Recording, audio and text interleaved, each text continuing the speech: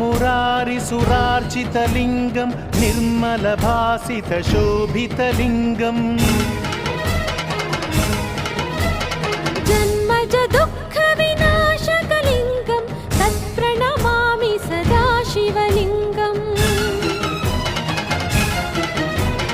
देवमुनिप्रवरार्चितलिङ्गं कामदहनकरुणाकरलिङ्गम् रावणदर्पविनाशकलिङ्गं तत्प्रणमामि सदा शिवलिङ्गम् सर्वसुगन्धसुलेपितलिङ्गं बुद्धिविवर्धनकारणलिङ्गम् सिद्धसुरासुरवन्दितलिङ्गं तत्प्रणमामि सदा शिवलिङ्गम् कनकमहामणिभूषितलिङ्गं फणिपतिवेष्टितशोभितलिङ्गं दक्षसुयत्नविनाशनलिङ्गं तत्प्रणमामि सदा शिवलिङ्गम् कुङ्कुमचन्दनलेपितलिङ्गं पङ्कजहारसुशोभितलिङ्गम् सञ्चितपापविनाशनलिङ्गं तत्प्रणमामि सदा शिवलिङ्गम्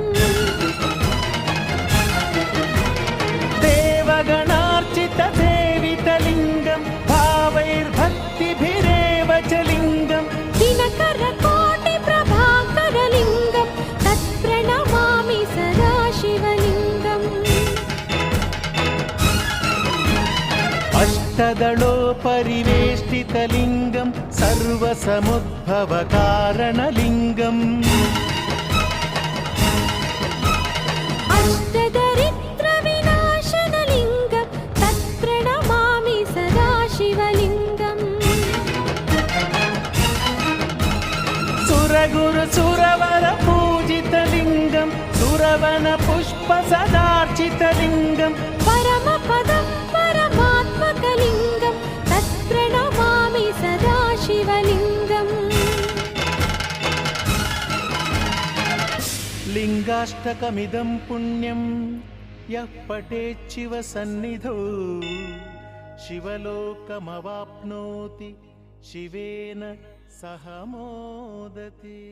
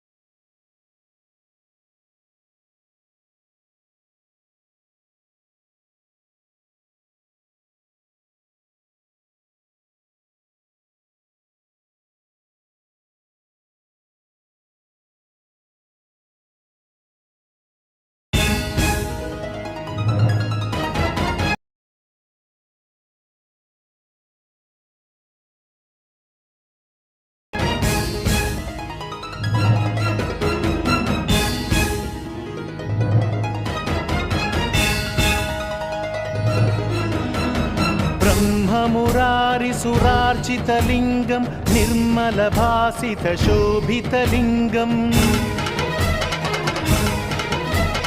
जन्मज दुःखविनाशकलिङ्गं तत्प्रणमामि सदा शिवलिङ्गम् देवमुनिप्रवरार्चितलिङ्गं कामदहनकरुणाकरलिङ्गम् रावणदर्पविनाशकलिङ्गं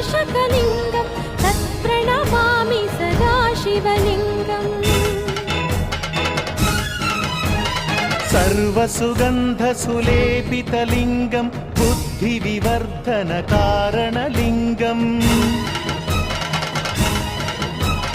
सिद्धसुरासुरवन्दितलिङ्गं तत्प्रणमामि सदा शिवलिङ्गम् कनकमहामणिभूषितलिङ्गं फणिपतिवेष्टितशोभितलिङ्गं दक्षसुयत्नविनाशनलिङ्गं तत्प्रणमामि सदा शिवलिङ्गम् कुङ्कुमचन्दनलेपितलिङ्गं पङ्कजहारसुशोभितलिङ्गम् सञ्चितपापविनाशनलिङ्गं तत्प्रणमामि सदा शिवलिङ्गम् देवगणार्चितसेवितलिङ्गं भावैर्भक्तिभिरेव च लिङ्गं दिनकरकोटिप्रभाकरलिङ्गं तत्प्रणमामि सदा शिवलिङ्गम्